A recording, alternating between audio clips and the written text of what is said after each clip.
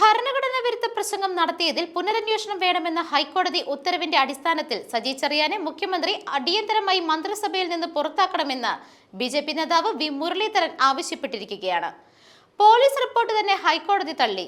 അന്ന് രാജിവെക്കാനുണ്ടായ സാഹചര്യം ഇപ്പോഴും തുടരുകയാണ്. കേരള പോലീസ് തെറ്റ് തേച്ചു മായ്ച്ചു കളഞ്ഞു. ഈ സ്ഥിതി ക്രൈംബ്രാഞ്ച് അന്വേഷണത്തിൽ ഉണ്ടാവില്ല എന്ന് ഉറപ്പുവരുത്തണമെന്നും അദ്ദേഹം പറഞ്ഞു. ഭരണഘടനയെ അവഹേളിച്ച സജി ചെറിയാനെ മുഖ്യമന്ത്രി അടിയന്തരമായി മന്ത്രിസഭയിൽ നിന്ന് പുറത്താക്കണം.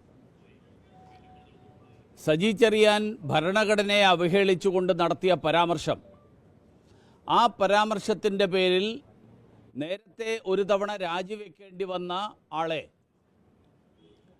പോലീസ് അന്വേഷണത്തിൽ കുറ്റകരമായിട്ടുള്ളതൊന്നുമില്ല, ഭരണഘടനാപരമായിട്ട് ഭരണഘടനയെ അവഹേളിക്കുന്ന പരാമർശങ്ങൾ ഉള്ളതായിട്ട് തെളിവില്ല എന്നുള്ള പോലീസ് റിപ്പോർട്ടിൻ്റെ അടിസ്ഥാനത്തിലാണ് ഈ മന്ത്രിയെ വീണ്ടും മന്ത്രിസഭയിൽ ഉൾപ്പെടുത്തിയത്.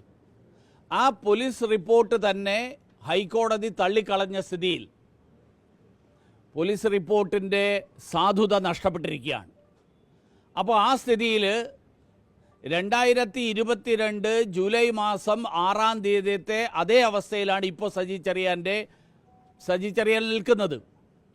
2022 ജൂലൈ മാസം 6-ാം തീയതി രാജിവെക്കാൻ കാരണമായിട്ടുള്ള സാഹചര്യങ്ങൾ ഇപ്പോഴും നിലനിൽക്കെ സജി ചെറിയാൻ മന്ത്രിസഭയിൽ തുടരുന്നതിൻ്റെ സാങ്കത്യവും സാധുതയും, ആ സാധുതയും വളരെ കൃത്യമായിട്ട് അങ്ങനെ ഒരു സാധുതയില്ല എന്ന് വ്യക്തമാണ്. മാത്രമല്ല, ഈ കേസിനെ സംബന്ധിച്ചിടത്തോളം ഈ കേസിൽ സുതാര്യമായിട്ടുള്ള അന്വേഷണം നടക്കണം.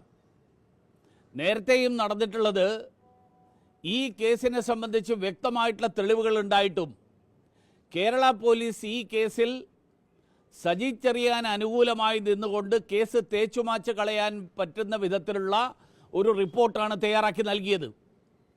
ആ റിപ്പോർട്ടിൻ്റെ അടിസ്ഥാനത്തിലാണ് മജിസ്ട്രേറ്റ് കോടതി ആ റിപ്പോർട്ട് അംഗീകരിച്ചതിൻ്റെ അടിസ്ഥാനത്തിലാണ് സജി ചെറിയാനെതിരായിട്ട് ഭരണഘടനയെ അവഹേളിച്ചു എന്നുള്ള കുറ്റം നിലനിൽക്കില്ല എന്നുള്ള വാദം മാർക്സിസ്റ്റ് പാർട്ടി ഉയർത്തിയത്.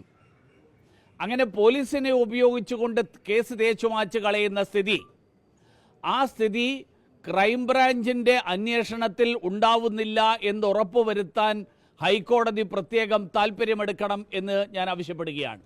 News desk മെഗ്നവിഷൻ.